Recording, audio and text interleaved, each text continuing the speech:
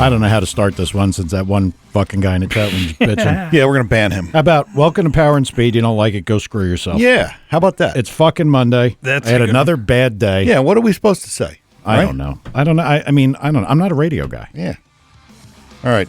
Power and Speed. All right. We are Power and Speed. 908-751-0211. Don't even call in because we're not going to take your calls anyway. Jack-offs. And Tad? like us on the Facebook and the iTunes, and make sure you share us too. There you go. Give us 5 stars. How could they not make fun of that? Like somebody picks on, well, it's Monday again. Yeah, it is Monday again. It's fucking Monday again. I think people just need something to do. All day. I mean, by the amount of time that people spend on Facebook. Yeah. And you get sucked into that. It's kind of like a YouTube thing. I actually got sucked into a YouTube vortex today. Did you end up on motorcycles getting chased by cops? That's where I always end up. No, you know where I ended up? No. People shooting squirrels with air guns. That's worthwhile. I don't know how. I got to tell you. It started out with a baseball video. The path I took the other day, I somehow or another saw something about an angry squirrel because I hate squirrels. Me too. So there was an angry squirrel. Everybody does. Fucking with a cat. Then I ended up looking at cats. And then somehow or another there was, I noticed right again, oh, look, there's a new, what the hell is it? Flee or Fail or some shit. Like the FMF or some shit is a YouTube one. There's millions of them. And they do one like every couple months. There's a new one. Like failure stuff? No. Guys getting chased on motorcycles. Yeah. That's a given. Okay, yeah. They do it all the time. Yeah, and they film themselves to be famous on YouTube, Well, it worked. I watch them. Crazy. Did you give them thumbs up? No, I don't do any of that. No, never. Dork. So, I said, so who won the cup race this week? And Mike said, did they race? Are they in cars? They have tires on them? I just don't watch it anymore. Yeah, I know. And everybody said it's better, but I don't know when I stopped watching it. I think I said before that I think it was when Dale Sr. passed. Yeah. That was a long time ago. Yeah. I mean, because we used to watch them. We were like cleaning the circle track car. Yep. And because on Sundays we'd clean the car and but I don't know, just fell out of it. And I think maybe it got too commercial. Like, I don't want to sound like the guy says, oh, dude, you sold out. Yeah. But I think it really did. I think it just got too. For a while, it was really boring no matter what you did. But it is apparently a little bit more exciting now. I watched a race or two this year, and I think it was okay. I like that deal where you could win the first half. Yeah. It goes towards the championship. I think that's why Truex is in the lead, because he's got 7, what do they call them, qualifiers? You're asking me. First. I didn't even know if they raced this weekend. I thought maybe Tad would know. Oh, yeah. No. Yeah. Not likely. Nothing, Tad? Doubtful. I guess if it was Formula One, he might know something. No. I did catch some kind of thing. I don't know what the hell it was called, but you'll be happy to know, Todd, your Subarus got completely spanked. Some kind of like rally cars, but on asphalt and over dirt. And there's something called a Joker lap or a Joker. Oh, yeah. Where you could take a different route one time. Yeah. What is that? That's, wasn't bad, but Tanner Faust was killing them. Yeah. What is that? That's, X Games. Well, no, this wasn't X Games. No, but that's where that deal started, probably. I think. Yeah, but they'd race 1-on-1. This was like 8 or 9 cars on the track. And it was, shit. It was pretty good. And of all things, what's winning are stupid Volkswagen Beetles. Really? Yeah. New Beetles or old Beetles? Well, not your old Beetle, like in the 60s. I mean, the new ones. Knucklehead. But Tanner Faust crashed all by himself. Just driving around. Oh, awesome. I mean, is he in a Volkswagen? Yeah. So the Ford Focus wasn't. I thought they did real good at that. I don't follow it enough, but I do know the announcer said the Subarus are finally starting to show signs of life or something. So I guess they've had a wonderful year. Got it. Way to go, Tad. How's your deal, Tad? Well, it's still silver. Okay, thanks everybody. Long blocks together. I got the oil pump in the car, and that's right. You got to get a water pump and a water pump, the new belt, and all the pieces parts. So when do you think that thing's going to fire? Hopefully soon. I was told 2 weeks last week, so that would mean this week it'd be running. I got to drop the shit off, tell them get it and put it together. Do you want me to take the water pump to him? Water pump or the oil pump? Whatever you have in your car. I got the oil pump. You can take the oil pump because you're closer. It's unbelievable. It is. It's unfucking believable. I'll drop it off for you if you want. All right. Whatever kind of pump you have in your car. Oil, water, concrete. Yeah. You don't have any LED bulbs, do you, Todd? No, I do not. I had to bring that up. Yeah, I know. Well, that's gonna lead us into one of our conversations. Why don't we talk about our guests tonight? Tonight we have we're gonna have Paul Yaw and Tony Palo, the owners of Injector Dynamics, which makes for a really good show. And I'm particularly interested in the new fuel filter stuff they got. I know that thing is Yeah, it looks badass. interesting. Yeah, it is. It looks really neat. And somehow they got apparently they got a number. We're gonna have to ask them. They got a number 8 deal to flow enough fuel to make like 2,000 horsepower. I think is what it says. I might be wrong. That's happened before. Well, I'm sure they can clarify it. Or you know what? If you want to make sure that they're wrong, just go read the internet. Yeah, that's what I should do. Yeah, the LED thing is funny, and it'll get us into what we're going to talk to them about, which is misinformation on the internet. So I saw a post this weekend by Junior. You're the fanboy of Junior, right? Yeah. So he posts About his dog or no? shut up, Dad. Yeah. You had to engage him, didn't you? He installed LED bulbs on his dog, and Poor Mongo. so he started putting LEDs in his house. Really? And he had a problem with some of them, that they were flickering or some shit. And immediately, I don't know who it was. I hope it's not somebody I know and like, but somebody said, yeah, you can't dim LED bulbs.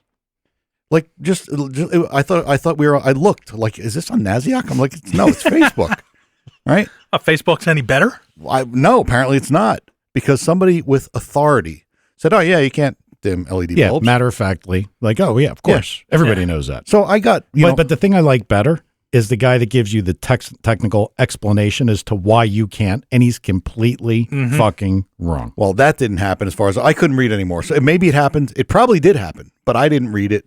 So I don't know. But I'm sitting there reading this and I'm like, wait a minute. I got like 90 LED bulbs in my house, cans and spots and all kind of stuff. And I never changed the switch. I got the same dimmers and all that nonsense. And they work fine.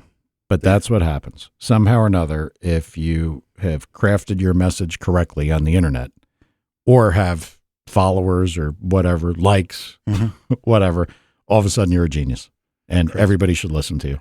Actually, apparently, Junior, I'm sorry. I guess I don't follow you as well as Tom does. So, because I have no idea about this stuff. Just maybe he'll just pass out or something. He might. I went through that with you today, like joking around before the fucking wheels fell off my day. Yeah. With Mom and everything else. I think I made a good point with the color of the car. You did. I had. You had to be laughing for some of that. Well, what happened is I started the joke a little further. I was like, I need a new set of feeler blades. Yes. And that's when everything went wrong today. And I couldn't continue my train of thought. And I was desperately hoping that you would say, why do you need new feeler blades? Feeler blades. I was going to say, because mine are only in 1,000ths. Yeah, you got to go to tenths. I need tenths feeler blades to do ring gaps. Yeah. And then, but right in the middle of all that, you said, yeah, well, you got to go read the internet and find out what your ring gap should be. That's right. But that's the internet is a dangerous place if you're trying to learn something. And at this point in time, it doesn't matter if you're trying to learn about news, LED lights, doesn't matter, racing stuff, whatever, does not matter. You can find any answer you want, right or wrong. Yep.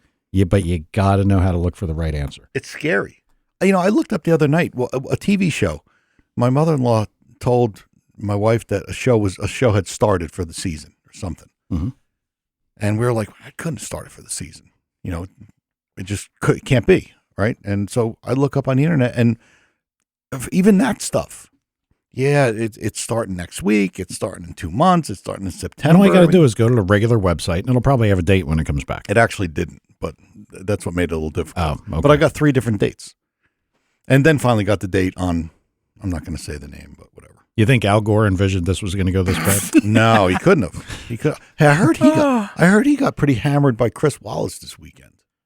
I honestly haven't watched the news because I'm disgusted. Yeah, I want to say something to our listeners, and I think this is kind of important, and it might piss some of them off, but I kind of think I have to say this.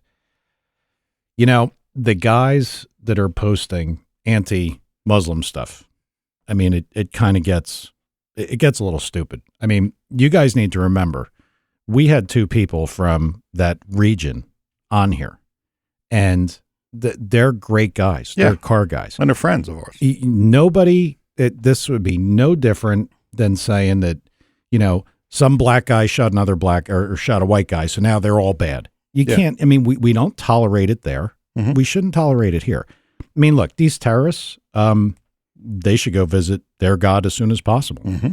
And I hope their 72 virgins are dorks sitting in their basement looking at computers that never got laid. Yep.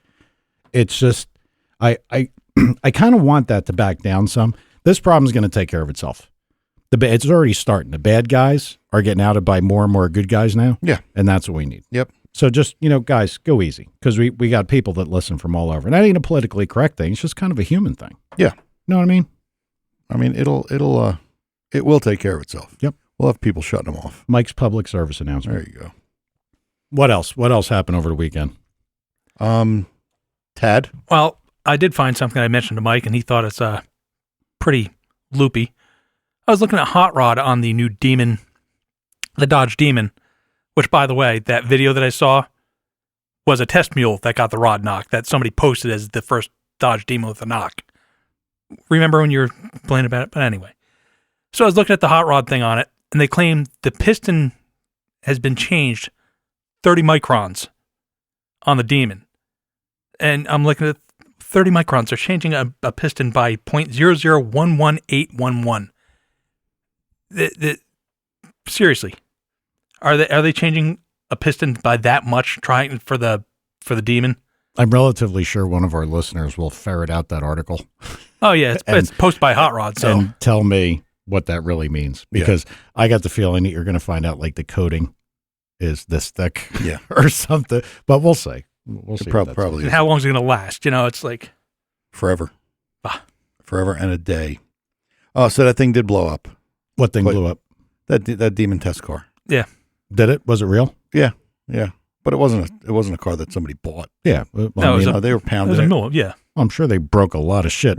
That's the job that I want. Give me those cars. I'll abuse them like you can't believe. So yeah, I'm sure they did. As long as they have an inspection sticker on them. Yeah, or you can't start it. That's Michigan. They don't have no inspection there. It's like Florida. And they take you away and take your car and habitual offender and put you in inspection. Wait, Mike. Imprison your didn't you just get pulled over in your truck for what again? No, actually, no. In the truck I got pulled over. There's just no front license plate. Yeah, but he said no inspection sticker. You said, I don't need it. And you proved what it doesn't, but he's going to be a dick. Well, and you know what, Ted? What? I'm not getting hauled off to inspection sticker jail. Really? You fucking retard. I don't know what. I can't even go down retard highway. Please don't. I can't do it. We don't have enough time. And I want to say one thing. Speaking of retard highway. We apparently offended the John guy, the John Booley guy or whatever. Why? Because you called him fat? I think it was a generalization. And I'm not that guy. I don't pick on fat people because I was a fat person for a very long time. But he is fat, so what's the difference? Well, he might be. But, I'd like him to call in. And, look, there's no reason he couldn't call in and we could discuss this. I don't have any way to get in touch with him. So if he calls Wait a minute. We're going to say he's fat? No. I know how to get in touch with him. I know how to get in touch with him. Rich Mogul, stop what you're doing. Look up and tell him to call us. Yeah, right. Exactly. Get off your knees for a second. Yep. Oh, I'm sure that would happen. That's a good one. All right, we got somebody on the phone here. Who might this be? Good afternoon, sir. Sir? Hey, Paul. How are you? You are live and on the air. Oh, that's great. Yeah, right. I am unscripted. Yeah. Everybody out there waiting for you to step on my dick so they can pick on me on Facebook later. Kind of hoping. They probably are. That's how the human race is today. You know that. Oh, the Facebook race. Oh, I'm quite all right with it. Tony sent me a text a little while ago, said, we just going to wing it? Like, well, I'm kind of busy, and I think you're kind of busy, so, yeah, here goes. I mean, the worst that can happen is we just have to hang up in shame, right? Like you guys finish? No, it'll be fine. We got some questions for you about product, and I'm sure we'll get some questions from listeners. We'll try to weed out the silly ones. You know what the problem is? The last time that Paul was on, what? I had a bunch of questions that I kind of had in my head. Yep. And then when I asked one or two questions, they didn't go where I thought, and I couldn't continue down the line of questioning I had because, now all the other questions I had, involving placement and atomization, as soon as he answered one, I'm like, just line right across the page. I'm like, thanks, Paul. But it was good. Yeah. So you were on vacation for almost 2 weeks, no? Well, if by 2 weeks you mean 1 week, then yes, you're absolutely. Okay, well maybe it seemed like 2 weeks to all of us who You're only missed off you. by 100%. Yeah, Yeah, that's about a week. that's good in this world, though, isn't it? No, when you take a vacation with kids, they're not very relaxing. You're just not at home. It's a whole different game. Yeah, But you know that. yeah, that's in the rear view for me. But yeah, I do remember wishing I was at work. Like, damn, work is cool. Yeah. Work is awesome. And I will comment that I appreciate some of Paul's correction activities because like his kid's been climbing on stuff. Yeah. And I read what he did to like make a point. Yep. And I could just imagine like a whole bunch of like, super sensitive people just being like, oh my God. Yeah. But, so here's the funny thing about that, by the way. I mean, you never get the whole story on Facebook, but the kid loves to climb. I mean, he's been that way since day one. And, unless I think he's going to break his arm or hurt himself really bad, I kind of let him go. So let's just say he's felt plenty of pain growing up. So he tends to be a very, very careful kid, which is really exciting to me to see him set, Yep. Are you guys still there? My phone's just... Yeah, we're here. Yeah, we're here. Okay. Well, anyway, so to make a long story short, out of the blue, right after I make this fucking post talking about how careful he is, I mean, like 15 minutes later, the little fucker climbs up on the railing outside of this hotel room, looking down to a 1 or 2 story drop, and he climbs up high enough that he could have easily just fallen right over the edge. In other words, I make the post, and he goes, "Look, Dad, look at this display of overconfidence." Like, knows what's going on, But anyway, so what I did to him is what I used to do to him when he would climb too high. I grabbed him by the shirt and I pushed him. And of course, he immediately lost his balance because he was too high up on the rail. And it normally, in the past, it didn't freak him out that much. But this time, being 2 stories up in the air, I swear that kid had the closest thing to a heart attack that a 2.5-year-old kid can have. He tensed up like he'd been electrocuted. And then I yanked him back, and he cried, and he smacked at me because he was mad at me. And I'm guessing it's going to be a long time before he pulls that shit again. Hey, lesson learned, man. Yeah, that's how you learn stuff. Yeah. He'll never forget that. Well, the other way to learn it would really suck. Yeah, because then you'd end up like Todd. Yeah, I don't even want to think about that. But No. it's the whole game of trying to figure out how to get their attention. And, I I got his attention. Anyway, so we probably got off track a ways, didn't we? Yeah. Well, a little bit.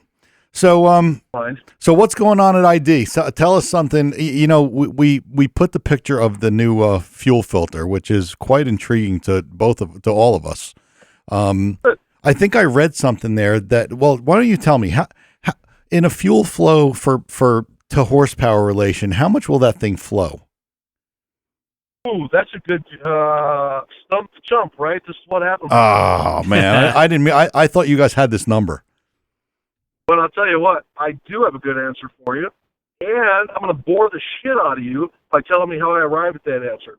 We have an online fuel flow calculator that's surprisingly accurate in terms of estimating the amount of fuel flow that a motor is using. And so, based on that, we did believe it or not, a Facebook survey that said, go punch all your data. If you have our injectors, go punch all this data into our calculator. Give me a screen capture of the results, because one of the results is fuel flow, total fuel flow, and then tell me how much power you made at the rear wheels. So I compiled all of this, and I think I had like 130 people respond. So I dumped it all in and did a very basic statistical analysis. Everything came out fitting quite nicely on the bell curve. Looks like a proper group of statistics should, with its outliers, and everything made good sense.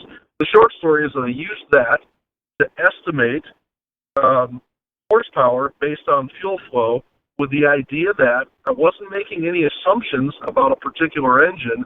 I was taking an average from the field. In other words, this is purely empirical. Yep. This isn't, well, what do you think your brake-specific fuel consumption is, or what do you think that is? This was a broad range with everything bundled up on the curve like it should have been, like any proper group of data should be. And the very short story is we come up with approximately 1.5 horsepower per liter per hour on ethanol, and approximately 2 horsepower per liter per hour on gasoline. So again, this isn't based on numbers you're going to put in to tune and tweak the parameters like brake specific, for instance. It's literally based on input from the field. So I think that's a reasonable estimate. You can certainly go in either direction quite a ways. But now to get to your question, we talk about this filter flowing, we call it the F750. The reason is that at 750 liters per hour, the pressure drop across the filter is minimal. It's like less than 1 psi. Now, that doesn't mean you can't flow more. You know, you can flow double that if you want, but the pressure drop across the filter with clean element is going to be approximately 4 times that. So 750 we thought was a pretty good range, considering the pressure drop and what the pressure drop might end up being once the filter gets dirty. So we provided all of that data in the manual that comes with the filter, so you can look it up yourself. And like everything else we've tried to do, we try to give you the information so that you can make an informed decision. Or you could just be a total numbnuts about it and ignore the information or use it to arrive at a wrong answer. But hopefully we're there to try to help guide you, if you're not capable of the whole 2 + 2 = 4 thing. Got it. And you don't have a calculator. All right, I'm gonna stop you for 1 second because Tony is on the other line. Let's tell him he's on. Mr. Palo. Yes, sir. I know you heard Paul talking, so I did. You are now live on the podcast. We appreciate you coming. It's good to have both of you guys. Yeah, thanks. So, all right. So back to you, Paul. So now it's a math problem. You just multiply the flow rate by what? Sorry. So if you're running ethanol, we find that on average you can do about 1.5 horsepower per liter per hour fuel flow. Okay, got it. Now again, that's an average. It's like me saying the average IQ was 100. Einstein was probably 170, right? And some other guy is 70. So there's certainly a range there. What guy? What? Didn't you tell me not to name any names? I did. I am sorry. Sorry about that. My point is that it's simply an average. It can go in either direction, and everybody needs to keep that in mind and be smart about it. The reality is that engines are too complex when you consider the entirety of the system for us to be able to make a prediction based on, who knows what variables may exist in your engine. Yeah, got it. So, all right. So Tony, well, actually both of you, and I explained to Tony, I don't know if I explained to you, Paul, and I don't know if it would matter, but as you know, with 2 of you guys on the phone, it's going to be tough to not kind of talk over each other. But I do have a question for both of you guys. Since you are partners, what is what are the job titles? Like, Tony, what do you do primarily? I kind of know what Paul does, but what do you do day to day for ID? I take the money. Atta boy. I like the it. only one that really matters. I like it. Okay, and Paul, what do you do? So that's what happens when you put people on the show. You say, like Tony, he tells it like it is. I want to get him on the show. Well, there you go. That's the answer you get. You deserve it. Yep, no doubt. So we handle everything. We get the raw product from Paul. We handle everything from there on out. So getting this packaged and into people's hands and answering all the questions that come up and, dealing with all the support after the fact. Well, I have a question. I guess certainly everybody talks about the batching of injectors and making sure that everything is within specification. Is that a rather lengthy process? To do that? That's a Paul question. Yeah. Yeah, and the best way for me to answer it actually is to send you guys to a video. I'll answer whatever you want, but it can get lengthy, and I don't want to babble on too much. But the short story is, yes, it is fairly time-consuming, and we had the guys from Speed Academy come in. Wait, did I get that wrong? Speed Academy? I always get them. Speed Society? I think that's right. No, not Speed Society. It's Speed Academy, shit. I think. Speed Alchemists? Yeah, Peter and Dave from They're from Canada. Oh, man, I hope I didn't get that wrong because they're cool guys.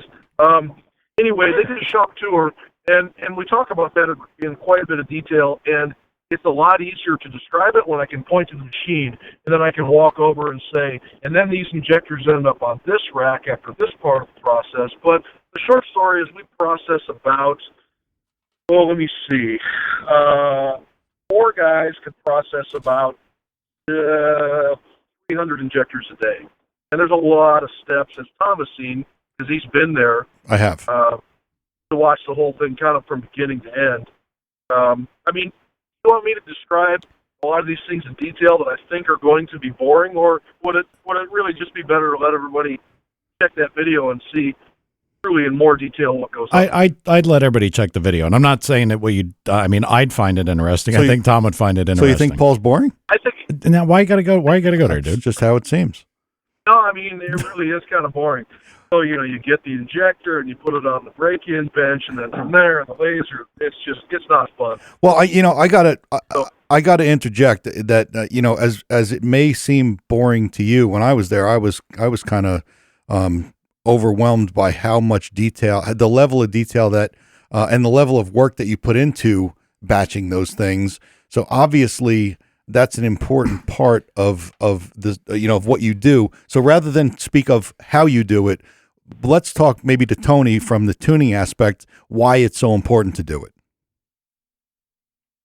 Well, we know how an engine works, right? We've got air and fuel going in, and there's always the variable of air distribution, and you can't just buy that. That's comprised of a lot of things. But if we can get rid of the variable of fuel distribution per cylinder, that's one less thing we got to worry about. And people counter that all the time and go, well, it doesn't matter how well your injectors are matched because the airflow is not matched either. So maybe we've got a 5% spread in airflow, but when we have a 5% spread in injectors, now we have a potential for 10%. So would you rather have 10 or 5? I mean, yeah, obvious. Not an argument. Right. So it makes a big difference in everything, but especially nowadays with the kind of power that people are making, and as big as the injectors are, we're getting into situations where getting the idle that you want, it takes a lot of work, and there are things where when everything's just right, you can make it work. But if you had a 5 or 6% spread, it would be extremely noticeable. So, and obviously from a tuner aspect, it just makes your job easier. Sure. I mean, the end result has my name on it. So when the car doesn't run as well as it should, nobody gets that whole story. That goes, well, it could be better, but I bought the wrong products, and Tony did the best he could with it. So you see a lot of people they're really good at what they do. They go, I'm not. Wow. Result isn't going to be satisfactory to me, but it's still going to have my name on it. So you see that a lot. Yeah. That people won't tune other stuff. How much of the R&D does your GTR come into play? Like I know it's kind of an obvious question, but you guys must get a lot of R&D value from that. Yeah, at this point the GTR is out in left field, so it's not even really a development car anymore. Well, yeah, I didn't mean today, but it's been, right? Yeah, it's been, as well as every other car that we do in the shop. I mean, we do so many different builds, and I remember when we released the ID 2000, everybody had used the Bosch 160-pound injectors, and everybody knew that they ran like shit. So it's only natural to think, well, wait a minute, this 1600cc injector runs like shit. How bad is that 2200cc injector? And so one of my guys had an Acura Integra and a bone stock car, and pulled it out of the parking lot, took the 200, did a baseline dyno run, took the 240cc injectors out, put the ID 2000s in it, slapped a Honda on it, did a tune in 30 minutes, and put up a video of it idling and driving and, a dyno pull. And, we can tell you something's great a million times, but everybody kind of expects that. And this was early on where, everybody was still kind of weary about hearing things. But seeing it is a different story. So there's all the cars in the shop have been a development piece at some point, including the cars in the parking lot. that leads into a point that I'd like to make about the stuff that goes on there at Tony's end, and I thought about this when you first asked him what he did. Being the interface of the public, a lot of the product development stuff comes from Tony's end, meaning what the hell do we want, what do we need? You know, for instance, when we were working on the ID 1700, I had a lot of knobs to turn inside of that injector, meaning I had a lot of variables that I could tune and tweak, get that injector to do a lot of different things. And initially I was looking at initial playing around at maybe 1,550, 1,580 cc's per minute, you know, with a really, really good response down low. So when Tony's the guy dealing with the public all the time and seeing what they want, where I tend to stay hidden from that stuff, and basically said, look, what the market needs is flow. And so I know then to focus on that. So I'm about to call myself a tool. Here goes. Shane's going to have fun with this. I'm kind of the tool that Tony uses based on his input from the field of the cars that he's tuning to kind of tell us what to engineer on my end. Yeah, so in other words, his input guides the changes you would make in the design of the actual injector. Yeah, and that's pretty much, that's true of pretty much everything because he's in touch with the public. Gotcha. Well, I say the public, I mean the tuners, guys who are doing all the work. I don't know if we want to get into this kind of question, but I'm going to throw it out anyway, just because one of our guys just asked when they can expect an ID 2050X. I don't know what that is. We both laughed. I should tell you something. Yeah. Yeah, really. We made a little bit of noise about this because we played around with a few ideas. We've had internal meetings about it, meetings with Bosch about it. You know, let me just say this. It's not a particularly easy thing to pull off, but that doesn't mean that we necessarily can't or won't do it. The product the idea has gotten a little bit of kick in the pants just recently because some of the guys at Bosch actually came up with some interesting ideas, and we had a meeting about that a few months ago, and I'll probably know more about it here in July. And I realize now as I'm telling you this, I'm just giving you a bunch of details that don't add up to the answer. The answer is we don't know yet, but we want it more than you do. How's that? No, that answers. 1 to 10. Yeah, we want it really, really, really bad. But there's a lot of fucking hoops to jump through to make it happen. Yeah. Well, that answers his question, I guess, best you could.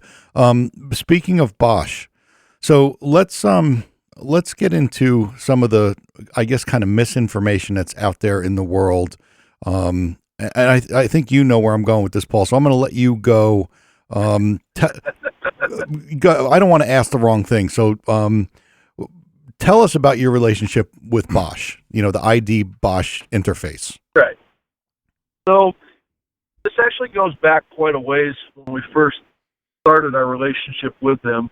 And you'll notice in our retail boxes have their logo on there, and it says Injector Dynamics is an authorized technical partner of Bosch Motorsport North America. So the reason that we're able to do that, and when I say able, I mean, you know, you don't slap something like that on a box unless you want a team of lawyers coming after you, unless it actually belongs there. Yes. So, you know, we were given the right to do that, and very specifically the reason we were given that right is the gentleman in charge of the motorsport division there at the time offered it to us as what's the word I'm looking for? Suddenly a credibility. A credibility to what? If you're running for office and somebody says, "Yeah, that's my guy." Endorsement. An endorsement. Yeah. Thank you. That's exactly. It was an endorsement that says, "Look, these guys are for real. We work with them on a very close basis, and this is our way of saying these guys function on our level." And so it was a way to help separate us from the Me Too's that existed out there. And part of the reason for that was that the Me Too's were not just saying, well, we're doing the same thing as Injector Dynamics. The Me Too's were latching onto the word Bosch and throwing it around wherever it was appropriate to maybe gain a few sales. And, of course, that's problematic with a company that size. There's certain people that they want to be associated with and certain people that they don't. So, and I need to be careful how I say that because I don't want to everyone to think that I'm speaking for them. But No. I mean, I think that's pretty clear. You're just telling people that, you know, there are people that they would stand behind and there's people that they would not. And the fact that, you know, you accomplished that, I don't want to use the term certification, but that endorsement it's there for a reason. Yeah, and if you go to PRI, you'll notice that for the last 4 years, every year there's a Bosch Motorsport engineer in our booth. And that Bosch Motorsport engineer is there specifically to answer questions that we might not be able to help lend some credibility to what we're doing and just show that the relationship that exists between the two companies is strong. So we probably haven't done a very good job of promoting that because it seems like we're always busy doing something else. I mean, don't get me wrong, I'm happy to blow my own horn. I just don't have enough time to do it. But, you know, we've taken that a step further, and you'll notice now if you get one of the new 1050s or the 1700 or even the upcoming version 2 of the 1300, one of the things you'll notice is that right in the body of the injector, you'll find the Injector Dynamics logo cast into the body from the factory. Oh. So, you know, it started with us using the laser etching to help differentiate our pieces from everyone else's because there was a lot of counterfeiting going on, and we really had to go to some extremes there. And now we literally have our logo cast into the injectors, and I even made sure that the casting was a high spot on the injector rather than a low spot, because someone could easily stamp a low spot into it. Right. In other words, those are the kind of extremes we've had to go to. But I knew where you were going with this, Tom, and so let me just lay this out. It was not too long ago, 2 years ago, we did a seminar at PRI. We did a seminar together with Bosch Motorsport, and it was about the development of the 1300 and the 1700. Yep. And it was fairly technical, but they wanted to talk a little bit about the relationship because they know some of the struggles we have in the market in dealing with, you know, Me Too. Me Too's, yep. That is. Yep. By the way, it's not just us; it's everybody in business Sure. doing anything unique. Sure. Dealing with it. And so we started out, the first slide was one of the Bosch Motorsport engineers, and I don't remember the quote, but it was something from Robert Bosch that said, you know, one of the worst things I can imagine is having a customer think that they received an inferior product from me. He said, and that's burned into my brain. It's an important part of how I do work daily. It's an important part of Bosch internally. And we know that Injector Dynamics works on the same model, the same understanding of the importance of quality, and that's why we've partnered up with them on these products. So the funny thing about that is that one of the guys who runs his mouth the most was sitting in that seminar and heard a Bosch Motorsport engineer speak quite highly of us, so highly that it made me kind of nervous, you know, a little bit tense and uncomfortable. Yep. And I would say, you know, some of the things you've heard recently, they're not even direct with Bosch. It's the same injector you can buy from anywhere. The guy who's saying those things, that big, fat, stupid motherfucker, was sitting in that seminar. But even more importantly, I don't have to expect you to think he's stupid because I said so. Because anyone's been to PRI has had a Bosch Motorsport engineer there to speak with if he wanted to. They see the labels on the box, they see the logo on the injector, and they have to know that it's all just a load of crap. But, you know, that's part of the internet. The internet allows us to market a product, and the internet also allows people to run around and run their mouth and lie or speak the truth. And I don't want you to think that I think I'm the only one. It's the internet in general. Yeah, it's rampant. There's no doubt it's rampant. Yeah. But the hangers-on, they do tend to try to ride your coattails a little harder than I've seen in other areas. You know, like, you know, the piston companies don't do that to each other. Yeah, I mean, maybe this one, maybe because it's a part that just anybody could buy and put in. But I've always kind of taken it that while I can understand Paul's frustration, it is kind of a compliment that you're the guy they're all trying to be. Well, yeah. I can tell you why it's a little bit more common. Because this all started out with us modifying a stock injector. So we modify it to change its flow rate. And then we used the equipment, the test equipment and technology that we had to properly match things up and quantify what we had done. And so it's very easy for someone to come along and say, well, geez, I can grind on an injector as well and call it the same thing. Right. That was so long ago. We're at the point now where we have unique products designed and built in partnership with Bosch Motorsport that you can't buy anyplace else because it's a truly unique product, which is, again, where the damn stamped-in logo comes from. And so at that point, when somebody says, it's the same injector you can get anyplace else, blah, blah, blah, it's like, how far can you go before you realize someone is going to call you on your shit? Yeah. Yeah. And that day is today. Apparently. Well, yeah, I suppose. But I'll tell you, and everybody listening to this who owns a company knows what it's like because, they all deal with it. Sure. It's hard to, what do you do? Do you send a lawyer to harass them? Do you beat their ass? I can't beat his ass. I'd be the big guy picking on the little guy. That won't work. So what do? Well, I guess you come on a podcast and you raise some hell. There you go. It's a medium.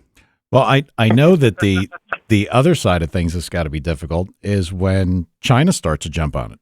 I mean, I talked about that stupid Mitutoyo caliper thing I had going on. Yeah. It got pretty insane. So, I mean, What happened there? well, look, like every other human in the United States, unless you live under a rock, we know what Amazon is. So you kind of like to figure that shipped and sold by Amazon, you would think that Amazon would source the equipment from the right location for it to be legitimate products. So I ordered a Mitutoyo caliper, and I got a 12-inch one instead of an 8 or a 6. I don't remember what I ordered. And I'm like, wow. I was like, so like every good American, I said, they screwed up. This caliper is worth like $400, and what I wanted was like $150. I'm going to order another one, see if they do it again. That's what I did. But then when I got them, I started looking, and I was like, this doesn't feel nice. Yeah, the feel. Yeah, it doesn't. I mean, anybody who's used a caliper a lot knows how they feel. And then I started doing some research. Well, you know what? They're pirated. They're bogus. They're counterfeit. And Amazon actually stocks them and sells them. And one of the ways that they said right on their page, they have a page dedicated to counterfeits. And they said if the last digit of the caliper is half size, it's not theirs. And sure enough, the last display on the digital caliper was half size. And, there's all kinds of stuff. Oh, the serial number, the certification sheet, both calipers had one serial number and it didn't match either caliper. Yeah. Like you couldn't even go through that aggravation to counterfeit that. Jeez. Dummies. So Amazon will tell you how to identify it, but then they'll sell it anyway? No, Amazon wouldn't tell you how to identify it. The people that actually have it on their page is Mitutoyo. Oh. Yeah. I think Tony wants to say something, and we're killing him. Sorry, Tony. Go ahead, Tone.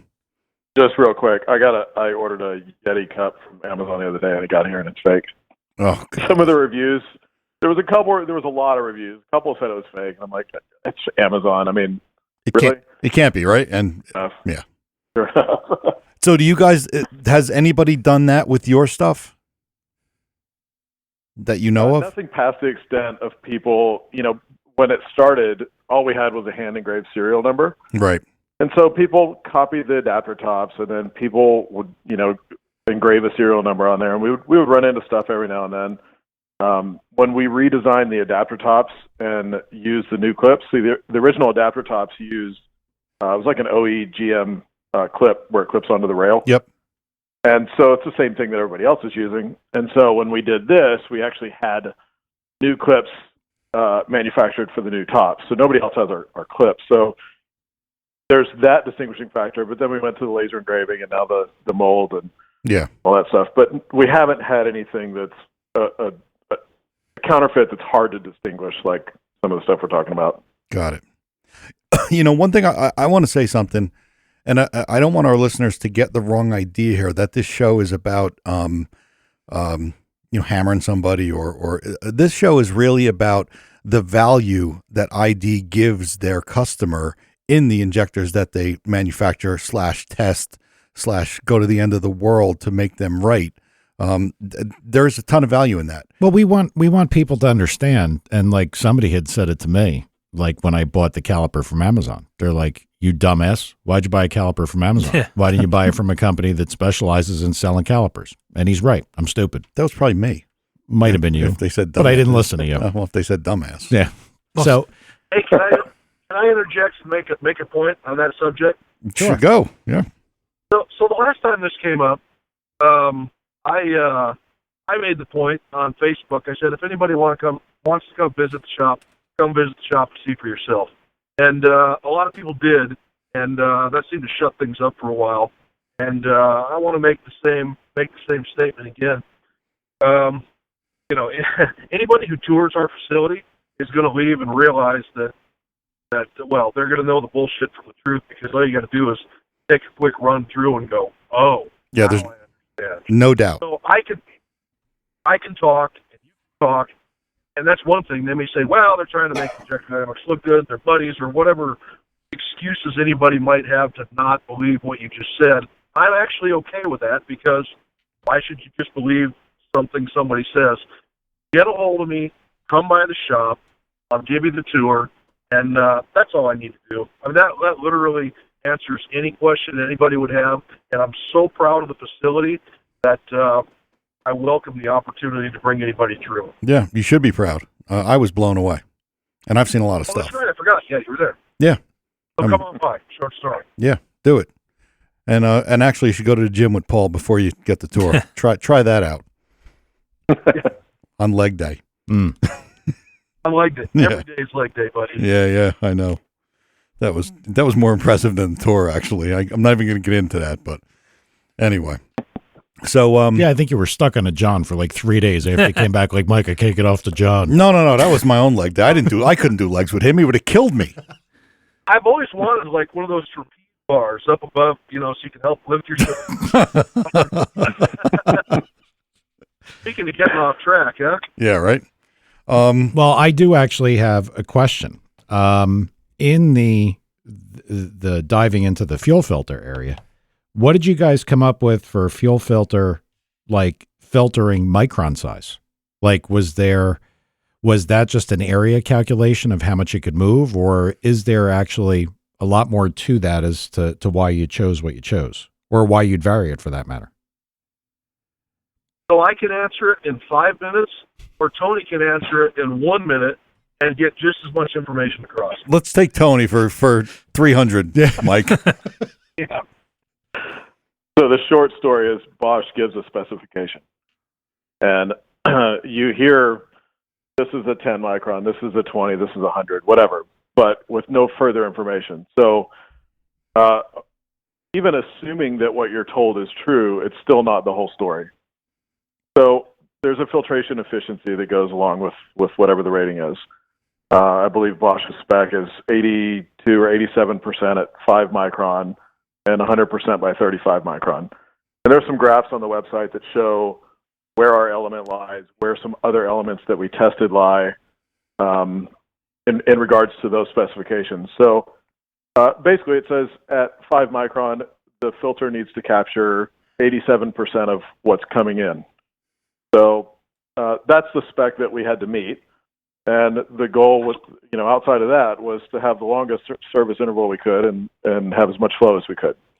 So that's where we ended up. That's why you won't see it advertised as an X micron filter, because we don't want to follow that trend that's irrelevant that you hear about other filters. Is there, I mean, when they talk about passing the fuel, that's one thing, but is there like a particulate size that becomes a problem for the injector? Because like even somebody just pointed out, they asked if the ID. So that's what their rating is. Okay, that's what the rating is actually for. Yeah, so 5 micron, that's the contaminant size. Okay, gotcha. So you need to catch 5 micron and smaller, you need to catch 87% or more. Okay. But I think you were asking if there was a specific, like a drop dead number. Did I get that right? Yeah, I wanted to know like what starts to become a problem for the injector to handle. Like either messes with the mechanism. I mean, you don't want to send a rock through it. Right. So well, basically everything matters. It's more a question of the amount, but the absolute value that's critical is 35. In other words, that's why they say 100% capture efficiency at 35 micron, meaning if you let anything bigger than that through here, you're just going to tear up the injector. Now, And if somehow you had a filter that caught 35 and not 32, you'd still fuck up your injectors. Yeah, eventually. Short time, probably. okay, the screen, like somebody's asking about the filter baskets, are they just because they're pretty coarse, correct? That's like the oops, I left a rock in the fuel rail and I caught it. Yeah, that's more or less. about 35 to 40 micron. And that's like an oh shit filter, basically. Yeah. Somehow in assembling the vehicle, there was a chunk of something in the fuel line. Mm-hmm.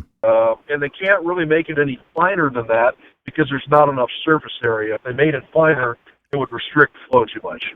Yeah, that makes sense. I've seen a bunch of injectors with those baskets stuffed with Teflon tape and all kinds of stuff. Yeah. And so, we by get the people all way, the time that Good. we get people all the time that pull the injectors out and they go, there's a bunch of crap in the filter screen. I'm like, all right, well, you don't have, something during assembly is one thing, but when they're all full of shit, you don't have the right fuel filter because it should never get there. Yeah, right. Yeah. And do they argue still?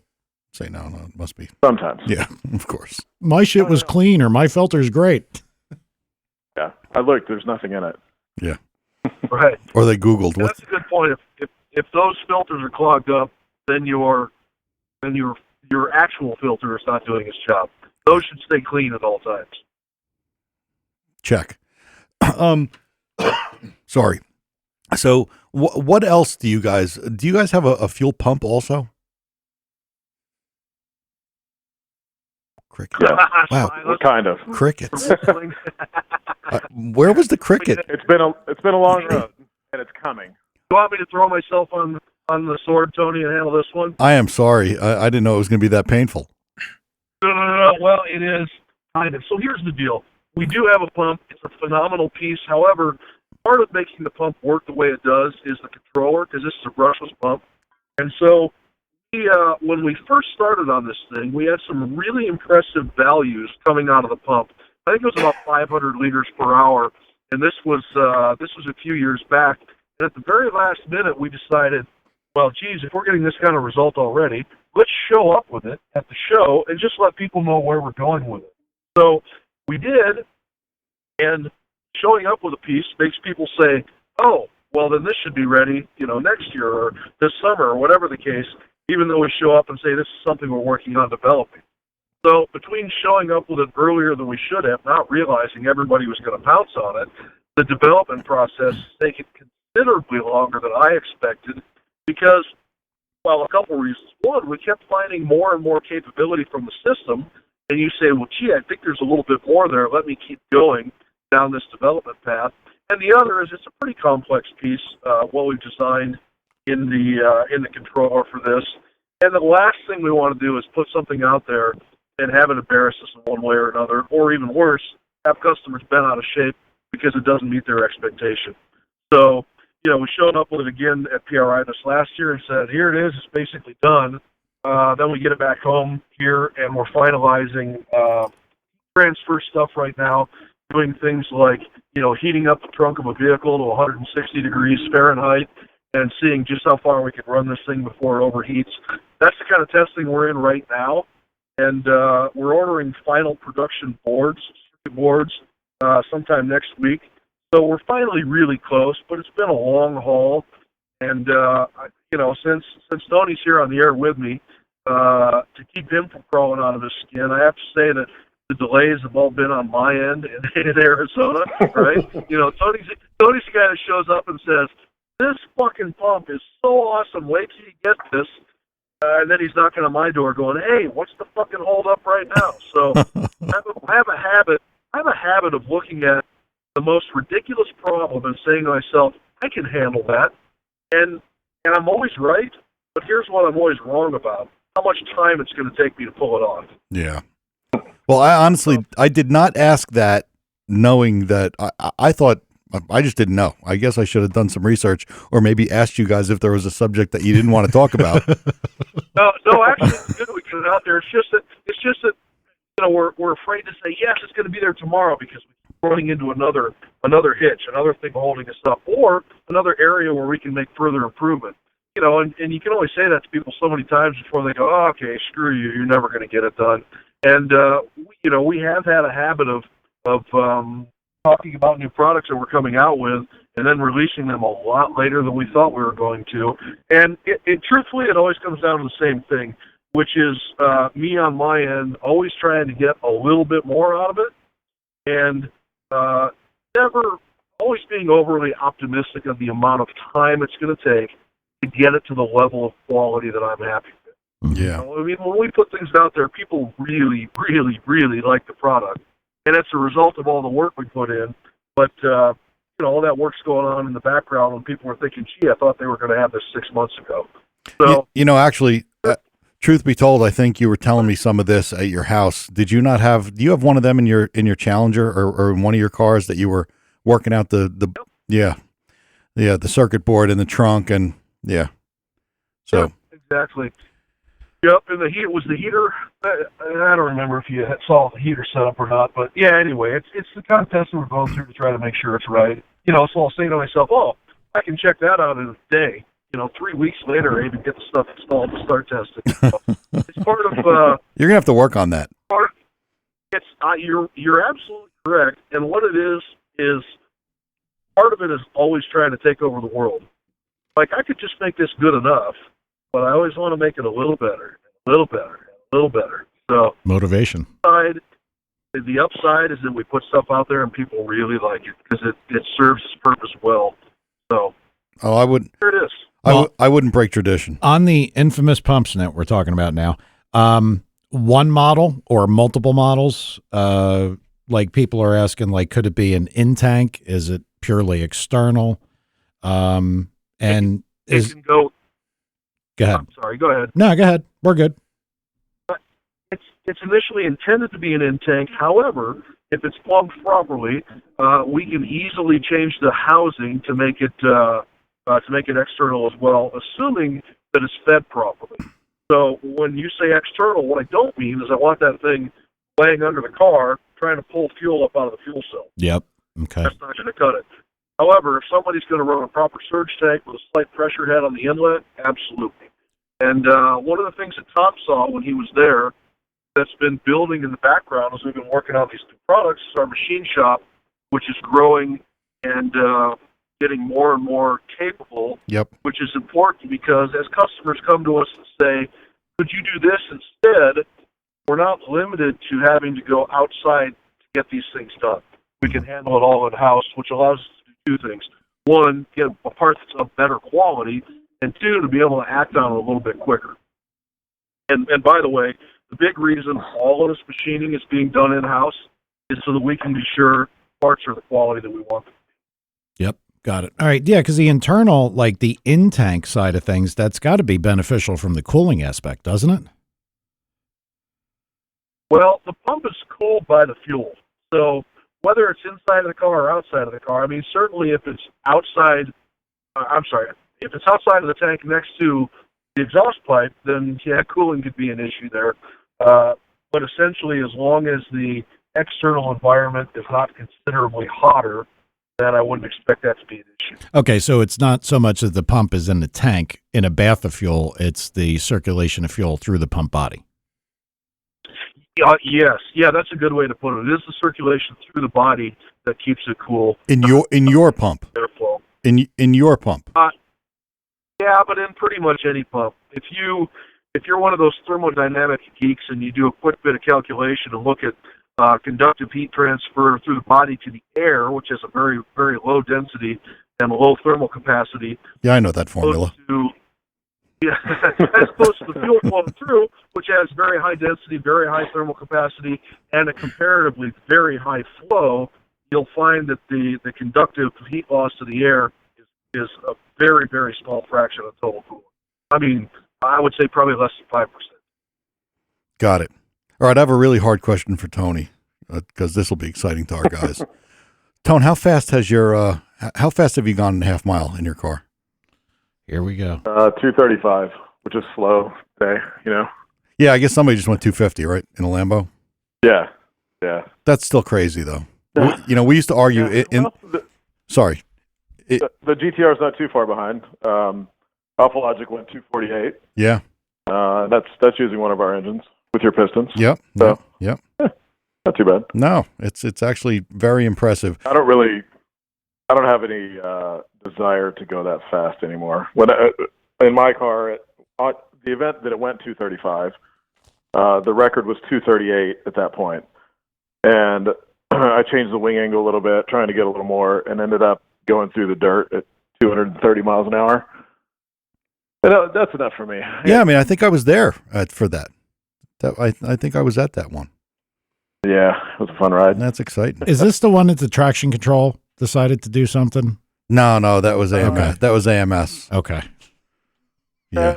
All the cars, most of them that have spun out stemmed around the same issue, which is that the wheel speed sensors on the GTR max out, and then you lose traction control. You also lose all-wheel drive. We've gotten past that now. Yeah. But at the time, the car would switch to rear-wheel drive, and it would literally spin the tires on the 5/6 gear shift. Oh yeah, because you're So you're 220 miles an hour, and the rear tires start spinning. Yeah, you're fully loaded. Like you've got the motor loaded for everything it will make, and all of a sudden it's like, go ahead. Yeah, 2 wheels are gone. Yep. Wow. And it happens during fifth gear, but torque's falling at that point. There's nothing to break the tire loose. It's on the gear change, on the 5/6 gear change. As the clutches exchange, it shocks the tire, and that's what makes them start spinning. That's got to be exciting. That'll pucker you up. Huh? Wow. First time I caught it in time. Second time I didn't. Yeah. I remember when it happened to Ivan at Ocala, and he had his hand on the chute lever, and Yep. I mean, he was like, he was telling me there. He's like, man, it was just luck. The chute was about to come out, and the car started to yaw. Not you, Paul. And chute popped and saved him, and I think it was at like 226 or something like that. And that's gotta pucker you. Yeah, that's a good way to put it. Yeah. So you're done with that? You're letting your other guys drive this stuff? No, I'm just focused on drag stuff. Ah. Are you still trying to go sixes, or is that? Yeah. I mean, it's never been a try to go six for me.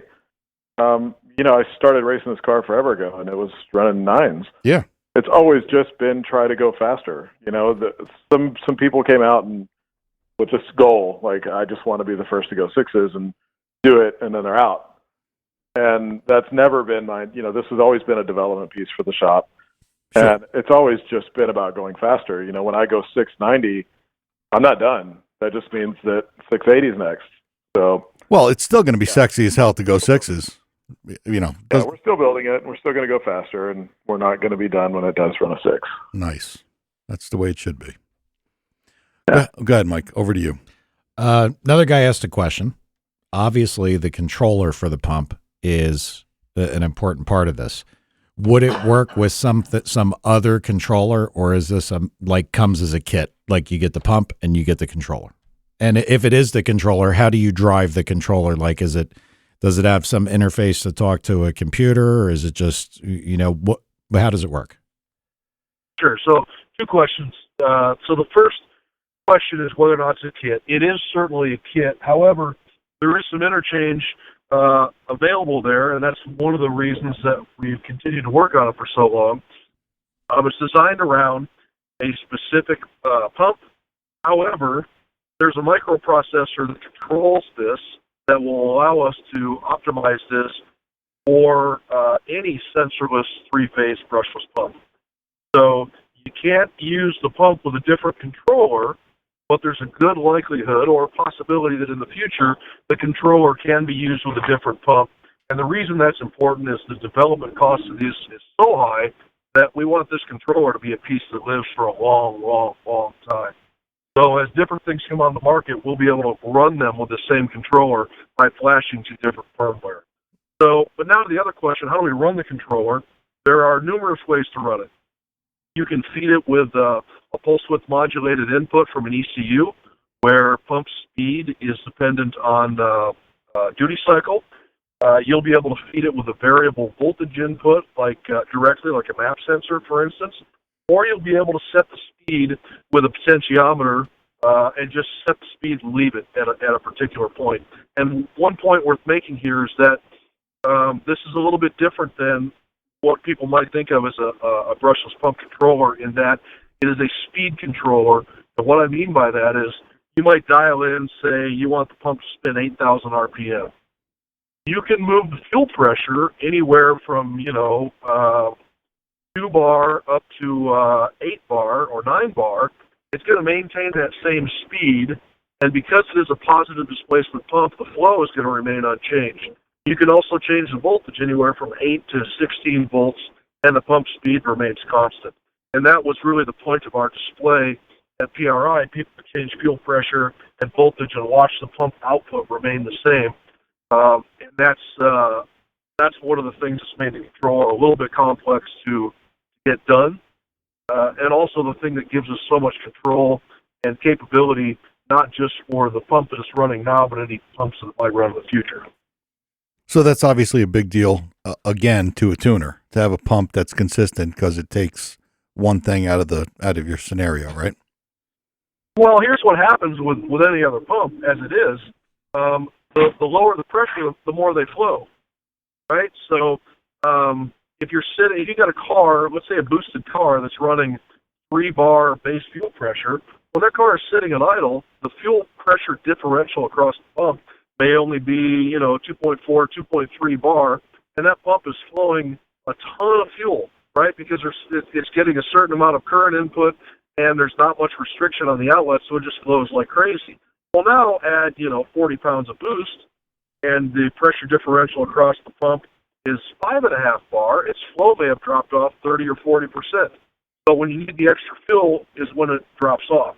And the same thing can happen with voltage changes. So that's the reason that we went down the road we did, being that we were starting with a positive displacement pump. We said, let's just make this an output-specific package. This is how much flow you want right now. This is what you're going to get, regardless of changes in fuel pressure or voltage. So you can dial that thing in with a potentiometer or a map sensor or your ECU, or whatever you want to use to do it, and it's going to stay right there and deliver that amount of fuel. Wow. Good. That's another good piece of information that a lot of people don't understand when you're talking about boosted engines. Like, I mean, I think there was even a question of if your Subaru was boost referenced in the fuel pressure. Yep. Because I actually when Tom and I had a discussion, I asked him something about his fuel pumps, or I don't know how the discussion got started. We might have been talking about fuel pumps for the project that we're working on. Yeah. And I had said something about, I said, look, dude, if you're going to make 30 pounds of boost, you need to factor that in because now you're not running the fuel pump at, say, 45 or 42, if we're talking in terms of PSI. You have to work with that manifold pressure. Yep. And you're like, why? Subaru doesn't do it. And I said, it has to. Mm-hmm. I said, because if you're telling me you're making 30 pounds of boost, that means you're trying to flow the fuel that you need at 15 pounds, and that's not going to work. Exactly. So and that was actually something that, believe it or not, when you went to research that answer in the Naziocs of the world, the forum, it was actually very tough for anybody to actually, answer that question, like how this works. But I mean, I guess the easiest way for people to understand it, if you're checking your pressure in your tire, it's a differential. It's the pressure inside, the pressure outside. If all of a sudden the air outside was 30 pounds, your tire would be flat. It would be 0. Yeah, it's a simple concept, but it's very much misunderstood. So much so it's a really simple concept. We get it all the time, and it's different with the injectors. It's the opposite. All that matters is the differential to the injector.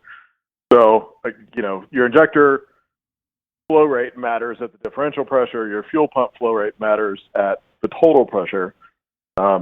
It's easy to understand once you've been told, but a lot of people just ignore it, forget it, don't know it. Yep.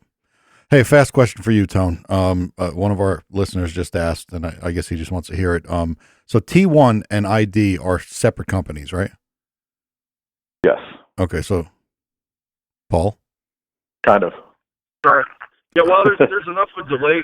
There's enough of delay here. We keep stepping on each other, but so the short story is Injector Dynamics exists as a trade name, and my company, Yaw Power Products, and Tony's company, T1 Race Development, are each half owner that marketing entity called Injector Dynamics. Got it. So Tony owns T1, you own Yaw Power, and the combination of you two own ID. That's right. So if you piss off either one of us, Yeah, that's a whole lot of parts to much shut larger off. target to avoid. Yeah. The forum guys have a real hard time with that one. Yeah. but the upside is that we both focus on the area where we're the most skilled, and I think that's one of the things that has let us get to the point where we're at. Yep. Obviously going places too. Well, point of interest that I see Paul's talked about for a long period of time is shock absorbers. I see that somehow or another, that's what he's thinking about lately. Like when he has a spare moment, It's like he's his like, baby. yeah. That's a really neat deal. Are you planning on doing anything with that in the future, or is it just for you to fix something? No, it will be an endeavor here in the near future.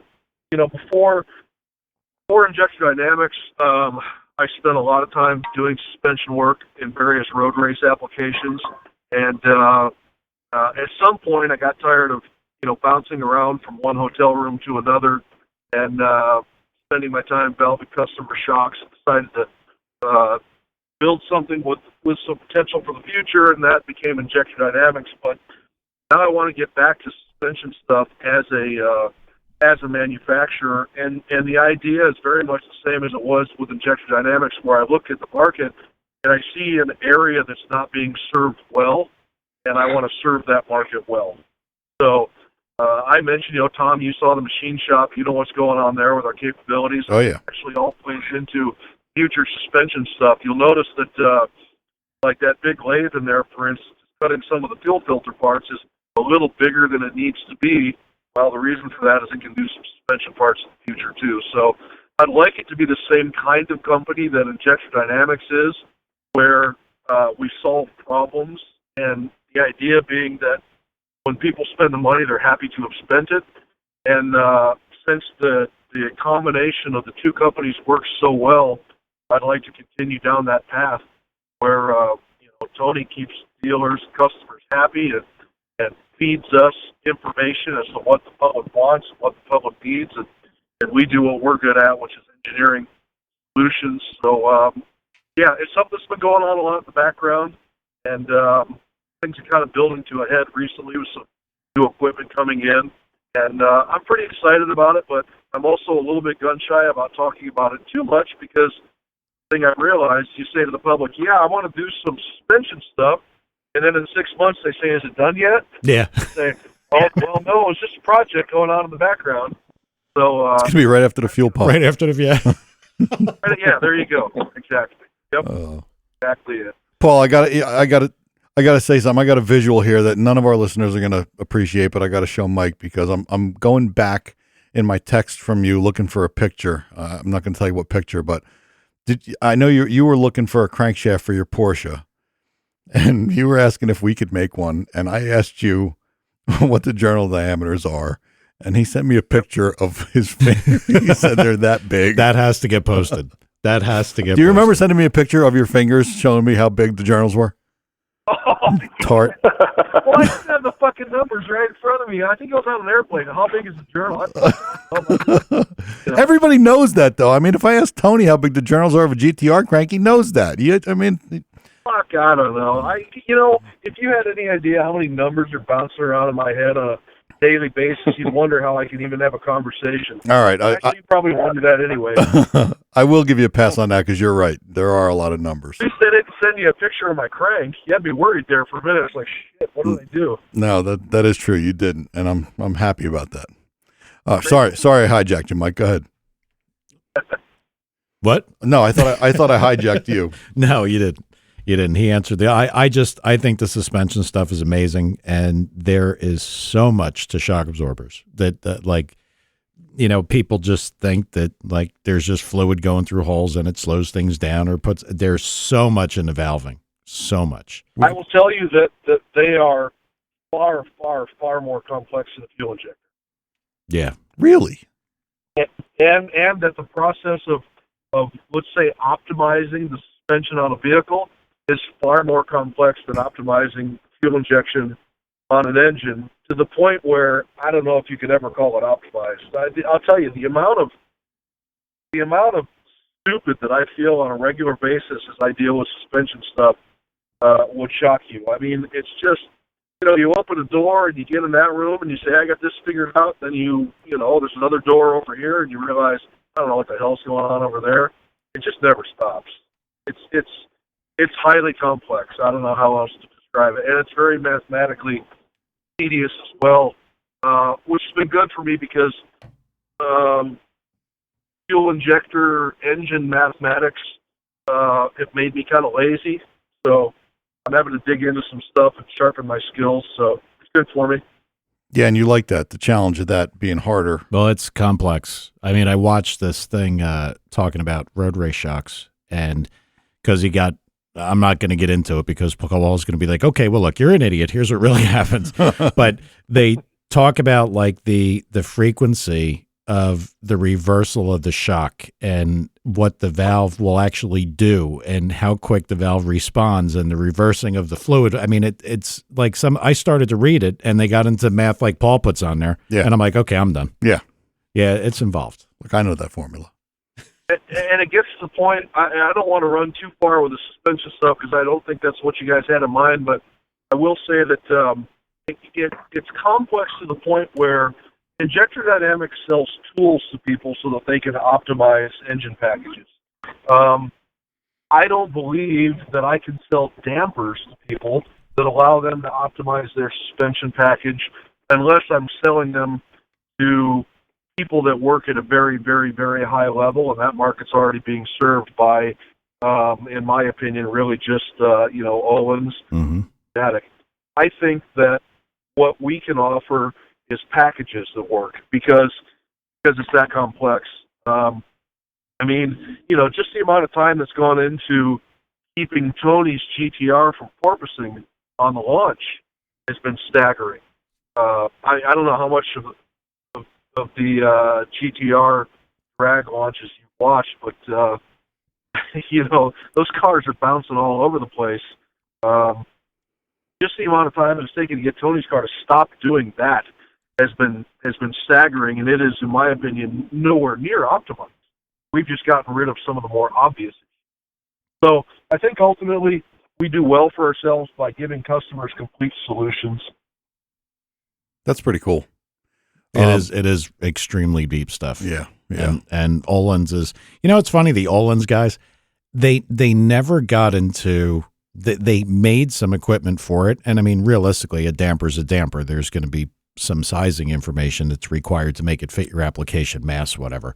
But the circle track side of things, like that we do, the dirt stuff, they were here for about 2 minutes. And then all these people that don't know who that company is says, oh, they're junk. Yeah. You got to use this. And I'm like, wow. I was like, I was so excited because I was like, now we've got the real shit. We don't have this, no offense to AFCO, but like the AFCO threaded body $79 shock everybody was running. I'm like, guys, come on. That's funny. I think the dirt market may have been a little wrong for Owens, but if we look at GTRs, drag racing, and nice street cars, and I mean, and by the way, Tom, you saw everything that was in the trunk of that GTR and the extremes we're going to. Yep. When we finally release something, it's going to be far better sorted than would happen if we just tried to sell somebody a collection of parts. Yeah. No, there's way more work involved than anybody will ever know, I'm sure. So I kind of want to know, we've covered nearly everything I wanted to cover, which is great. But other than shocks, because I don't know how much our guys want to hear about shocks, is there anything cool in the future beyond the stuff that you're doing, that we know about now? Like, I think that rockets or something? Shit, I just realized I haven't even let Tony get a word in edgewise. I'm going to blurt this out and then let him. I told Tony that was going to happen anyway, so. And I think he probably knew. Like he won't he won't shut up. He's eating dinner. But yeah, the short story is there's a lot in store for the future of Injector Dynamics. Much more so now that the machine shop is really coming together. I mean, basically all we have to do is look at problems that Tony or any of our dealers would deal with on a daily basis when it comes to supplying fuel to their engines. And there's a lot of problems, a lot of little things that make you go, man, I wish we could do this better, or I wish this was easier, or I wish there was a product that would give us a better result. And that's where Injector Dynamics is headed in the future, looking to solve problems. I mean, we can keep this game up for a long time. I don't think anybody would say that modifying cars and putting together a high-quality fuel system is easy. So, I mean, hell, that could keep us busy for the next 15 years, I think. Good. And I hope it does. I'm sure you'll be here longer than that. I'm sure of it. Oh. Might be a few inches shorter with all them squats. Yeah. that's gonna. That is for sure. All right, Mike. So what else you got? I mean, you know what I'm really interested in? The electrical side of them, of the injectors, the electrical, like the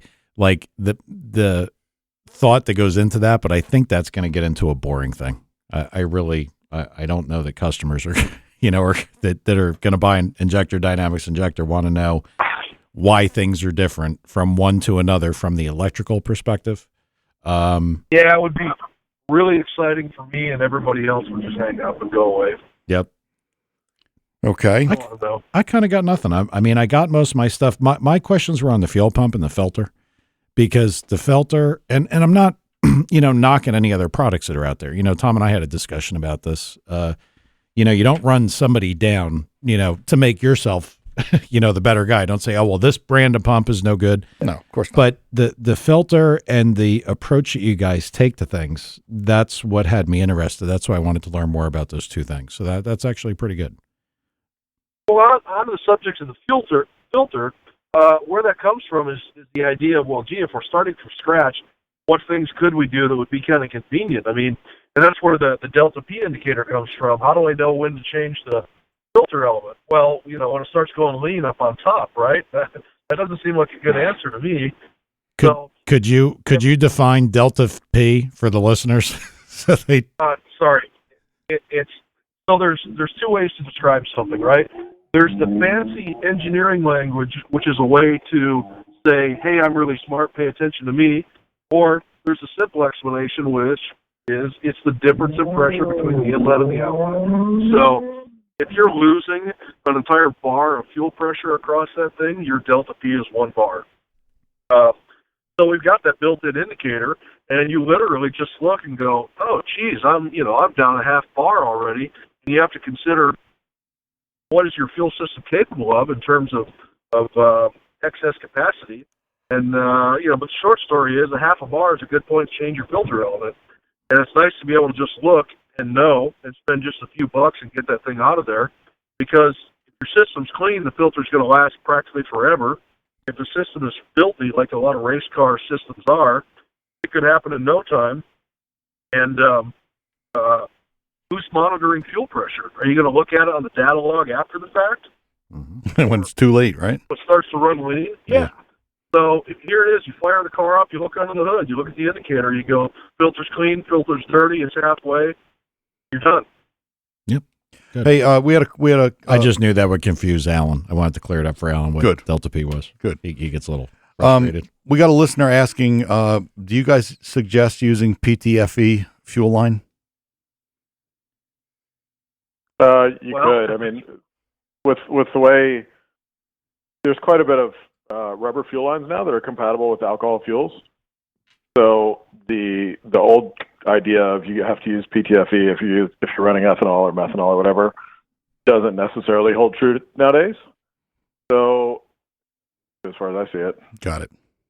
Thank you for answering that. I don't want to be out of questions. I really don't, but I'm dying to get into our guest next week. Yeah, I know. So we're going to have Shane T on next week, and Paul needs to talk about him a little bit tonight. So let's move on to that section of the show real quick, if that's okay. Well, I'm going to let everybody down, and for maybe the first time in my life, I'm not going to talk shit about Shane. I know you're bummed out, huh? No. So here's why I want him on the show. Because I know people listen to your show to pick up cool little facts and bits of knowledge that they didn't have otherwise. I mean, that's the value in it. I mean, like onto the electrical thing about the injectors. Who gives a shit? Nobody cares. They want something they can do something with, right? And so Shane has more real-world experience tuning fuel injection than anybody I know. But more importantly, God, and it pains me to say such nice things about him. More importantly, I've not known anyone who puts more effort into trying to understand how things work. I've also not known anyone who's more fearless than him in terms of trying things just to arrive at an answer. I mean, look, the guy's just phenomenal, and his results speak for themselves. But the key there is that he doesn't keep secrets because he knows that he's going to learn something new tomorrow. The amount of knowledge you guys can get out of that guy's head in an hour on the show is just going to be phenomenal. And for my own selfish purposes, that'll help educate the market. And not to mention, it's just going to be a lot of fun. Tell him to drink 3 beers first, or maybe 4. Tom, it's kind of tough to talk to these guys because, like, and yourself included in this, that when I agree completely with what you said. The idea and part of the reason to do this is to give people accurate information. They can listen to it and they can actually learn something. I mean, it's one thing to act like jerk offs and kid around and joke around, and that's fine. But I mean, I would like to think that if somebody heard this here or heard something here, they could kind of take it to the bank that this is the way it works. But when you get into like the calibration of an ECU, I mean, I don't even know how to go down the road talking to him about this to hopefully. No, we're going to let him. He's going to talk about some of the cool stuff he's done in Bonneville. He came here. He was in Jersey last week or 2 weeks ago to tune a motorcycle to go to Bonneville. Mm-hmm. I mean, he just does cool stuff. And like Paul said, he's got little snippets of coolness that he's done all over the world, probably to go on for hours. Mm-hmm. Like a cool story about this, a technical story about that. I think it's going to be good. Part of this is Mike being selfish, because I love to pick up those nuggets of information. And I think the day you stop doing that is the day your feet are in the ground. Well, then it'll be good for you then. Yeah. I mean, like, even like with the electrical stuff, like, I mean, I want to know how stuff works because you never know later on in life what that applies to. Like, now you'd be like, oh, I get it. Yeah. It's like the big yellow thing in the sky. Remember? In terms of getting real information out there that excites people, this show with Shane is going to be by far your best one yet. Okay. You're going to just trust me on that. Yeah. Ask him anything about fuel injection. Don't ask him about goats. We've already covered that. But ask him anything about fuel injection, and the wealth of information that's going to come out of that guy is going to shock you. Yeah. So it'll be your best show by far. If it's not, I'll beat his ass. How's that? Deal. Wow. He's laying out some ass beatings tonight. That's 2, I think. Ooh. Yeah. Shane. Oh, well, no. Oh, yeah. No, that was more of a smart ass thing. I know. Yeah, I'm serious about Shane. I know. Hey, so we have one more, and I don't know how long you guys can stay, but this is actually a cool question. We had a guy calling in, and I kind of told him that we couldn't take another call because it'd be a disaster with 3 people on the phone system. Not that it couldn't handle it, but with people not looking at each other, it's tough. This thing was designed so that you could just go through caller after caller after caller. It's not really made to drop everybody in. Right. So, guy wants to know, and I don't know which one of you guys will answer this. Are the 750s tested for water contamination, and how does how it deals with water in the fuel? The question's coming from one of your dumbass dealers in North Dakota. That's his words, not mine. And he also he does want to hear more about the differentiation between ID and same as ID in air quotes injectors. So that's kind of 2 questions, but so you guys obviously know who this guy is, right? Yeah. So would this be the fat dumbass? I don't know who it is. Okay. So on the water, corrosion is obviously the problem. It's not a water separator. It won't do anything for you to get water out of the fuel. Nothing whatsoever. However, if there is water in the system, if the ethanol or methanol is highly contaminated with water, it won't do any damage because the hard anodize and all stainless parts internally. Well, that's that. Okay. And it won't affect the electrical side because they're separate. I just wanted to say, I wanted to say electrical. No, he's talking about the fuel filter. Got it. Yeah. Yeah, I don't know. F750, right? Yeah, F750. Yeah, got it. Yeah, I just wanted to say electrical. I don't know why. Everybody else was saying it. So, all right, well, that's all we got for questions. Mike, you got anything else? Tad? Nope. Paul would hang up at me because I would drag him down everything that rolls through my mind. So I can't do it. I just can't do it because I want to know everything. Yeah. I could babble for hours, but I'm not sure who wants to hear it. Tony's bored already. He's like, come on, fucker. Yeah, I know. He wants to go home. All right, well, let's wrap it and, give us all your, actually all the phone numbers, all the names and everything. And I want to say in advance that we really appreciate having you guys. We had a lot of people listening live. And go ahead, plug your stuff. I think I already did. Okay. Yeah, I mean, if you don't know by now. Yeah. Well, I wasn't saying. Go ahead. I think the best way to contact is through the website, injectordynamics.com or t1racedevelopment.com. You can call us. Phone numbers on there. We're always there, in work hours. Okay. All right. Well, again, guys, we appreciate having you. We think it's going to be a big show, and maybe one of you could call in next week for 5 minutes and bust Shane's balls. Oh, I can do that. That sounds like fun. Yeah. All right, gentlemen. Well, it's been a pleasure, and hopefully we'll do something again at some point. All right, man. Cool. See you. Appreciate it, guys. All right. Definitely. Thank you, guys. Thanks, guys. Bye. Bye. This is Paul. I have a hard time talking to Paul. Why?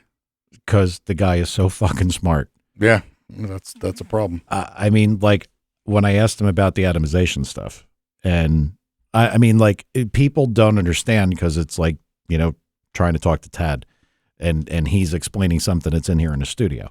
I had a list of probably 15 points that, like, not 15, but maybe 10 that I wanted to rifle through. Like last time we were talking to him. And like with one question, he did blow that list entirely out of the water and say, okay, my entire line of questioning is gone. Yeah. So this is kind of one of those things that I think more times than not, you're probably better to let him go and see what you can learn from what he's saying. Yeah. And we did. Yeah. But we were done. It looks like everybody got their questions answered. Well, this is a tough thing. I mean, when you don't, I don't want to say don't understand the subjects, but you don't know at what level you should try to ask a guy a question because you don't want to bore the people, but you want to pull information out of it. I mean, I'm not making excuses, but it ain't easy. Yeah. It's really not. Yep. No doubt. But yeah, Paul is a smart dude, and I can't give him enough from that aspect. And then, some people had asked just housekeeping stuff. The show from, of all things, like 2 weeks ago got stuck. I unstuck it. It is still stuck. I have a support ticket in. My day kind of went to crap, and over the weekend they just stopped answering. Oh, I didn't even see that. Yeah, no, it wasn't a question, but I know people had asked. Okay, and it was kind of it'll get done. It kind of pertinent to somebody having a little bit of an issue on the fan page, but that's okay. Oh yeah. Well, it'll get done. Yep. All right. Anything else, Tad? No. You look like you're wasting away to nothing. You probably got to get some food. I did just read something about it. I think Pro Stock motorcycles just hit 200 miles an hour. Finally hit the 200 mile an hour mark. What? I have no words. I know. I have no words. Oh, I have no words. thanks, Tad. Thank you, Tad. No, I mean, it kind of didn't fit into what we were talking about. That's The end. What up? Okay. All right. Well, everybody go check out Pro Stock motorcycles that are going 200. I didn't know how fast they went before. There's one. I had no idea. Okay. One. Giddy up. So we'll be back next week. I hope that show exit was suitable for whoever complained that we didn't have enough variety. And go screw yourself. There you go.